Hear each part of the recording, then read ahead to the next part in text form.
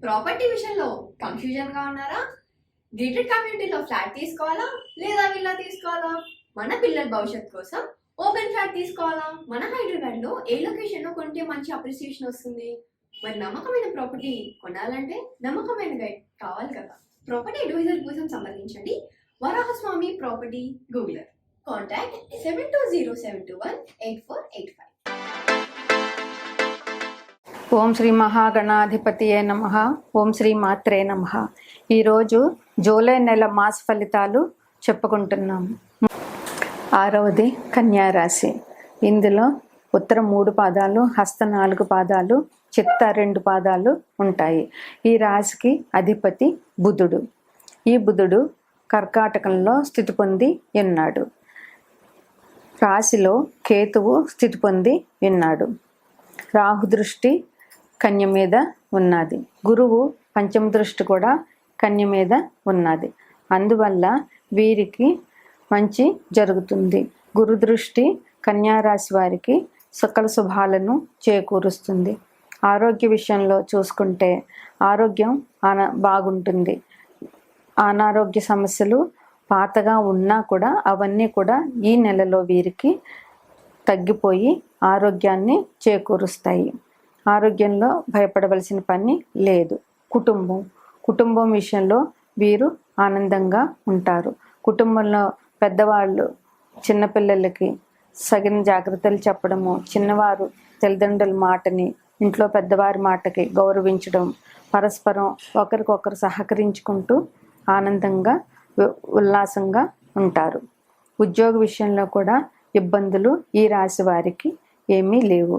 ఉద్యోగస్తులకి స్థానచలనాలు ఉంటాయి. అయితే ఇబ్బందులు లేకుండా స్థానచలనాలు ఉంటాయి. ప్రమోషన్లు వచ్చే అవకాశం ఉన్నది. శాలరీస్ పెరిగే అవకాశం ఈ రాశిలో వారికి ఉన్నది.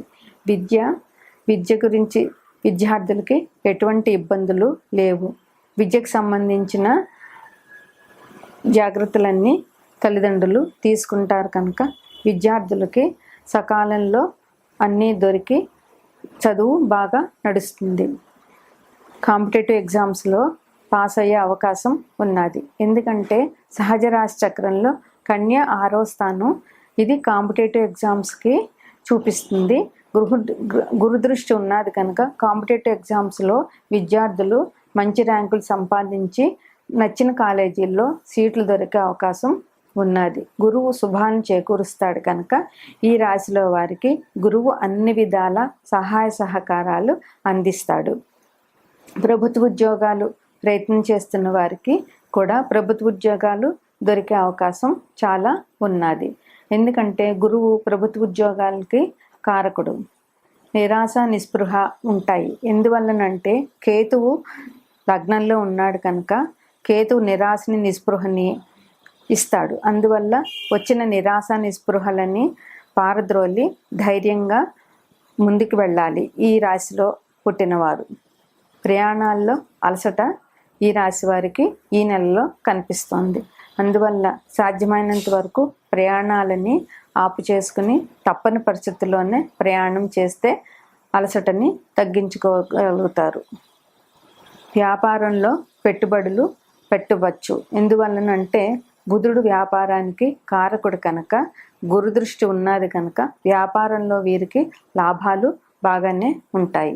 అయితే బుధుడికి సంబంధించినటువంటి కార్యకలాపాలు అంటే వ్యవసాయ భూములు, స్థలాలు, ఇళ్ళు ఇట్లాంటి వాటి మీద పెట్టుబడులు పెట్టేవారికి చాలా మంచిగా ఉంటుంది. తోటి ఉద్యోగస్తులకి ఇబ్బంది ఉండే అవకాశం ఉంది. తోటి ఉద్యోగస్తులు ఈర్ష్యాసూయలతో వీళ్ళ మీద కక్ష కట్టే అవకాశాలు ఉన్నాయి కనుక వీరు తోటి ఉద్యోగస్తుల విషయంలో జాగ్రత్తగా ఉండి జాగ్రత్తలు తీసుకోవాల్సిన అవసరం చాలా ఉంది. స్థానచలనం ఉంది ఉద్యోగస్తులకి. ఒక చోట నుంచి ఒక చోటకి బదిలీ అయ్యే అవకాశం లేదా ఒకే ఊళ్ళో డిపార్ట్మెంట్స్ మారే అవకాశం ఈ రాశిలో వారికి కనిపిస్తోంది. లాటరీలు ఈ రాశి వారికి ఈ నెలలో కలిసి రావు. కుటుంబం కోసం ధనం వ్యయం చేయడం జరుగుతుంది. కుటుంబంలో అనవసర ఖర్చులు పెట్టుకోవడం మూలంగా అధిక ధనం వ్యయం అవుతూ ఉంటుంది. అయితే ఖర్చుకు సరిపడా ధనం వీరు సంపాదించగలుగుతారు. వృత్తి వ్యాపారాల్లో కూడా ధనం వ్యయం అవుతుంది. ధనానికి సంబంధించి తగు జాగ్రత్తలు తీసుకుని వ్యయాన్ని కంట్రోల్ చేసుకోవాల్సిన అవసరం ఈ రాశి వారికి చాలా ఉన్నది. ఈ రాశి వారు బుధుడికి సంబంధించిన దానాలు అంటే ఆకుపచ్చ వస్తువులు, ఆకుపచ్చని బట్టలు కానీ, కూరగాయలు కానీ, ఆకుకూరలు కానీ ఎవరికైనా దానం చేయడం, చిన్నపిల్లలకి పుస్తకాలు, పెన్సిళ్ళు, పలకలు, చాక్లెట్స్ ఇట్లాంటివి దానం చేయడం ఈ రాశి వారికి ఇంకా మంచి అభివృద్ధిని ఇస్తుంది. విష్ణు సహస్రనామ పారాయణ ఈ రాశి వారికి చాలా చాలా అనుకూలం. ఈ రాశిలో వారు విదేశీ అవకాశాలు చాలా ఉన్నాయి. ఈ రాశిలో వారు విదేశాలు వెళ్ళదలుచుకుంటే ఈ సమయం అనుకూలంగా ఉన్నది. నవగ్రహ స్థుతి అన్ని రాశుల వారికి కూడా చాలా. Hi, my name is Gautam and I actually stay in Malkajgiri itself. Like, I had this back pain. It's been 1.5 years. I have tried many treatments like chiropathy, oil massage, physiotherapy especially, but it didn't work out as much like what I expected. I strongly suggest homeopathy because నేను personally allopathy చాలా suffer అయినా, and I definitely do not recommend allopathy. You people can carry on with the homeopathy. Area Malkajgiri and doctor name is like Nageshwar Rao and the clinic name is Neocare Homeopathy. 11వ రాశి కుంభరాశి. ధనిష్ట 2 పాదాలు, శతభిషం 4 పాదాలు, పూర్వభాద్ర 3 పాదాలు ఈ రాశిలో ఉంటాయి. ఈ రాశికి అధిపతి శని భగవానుడు.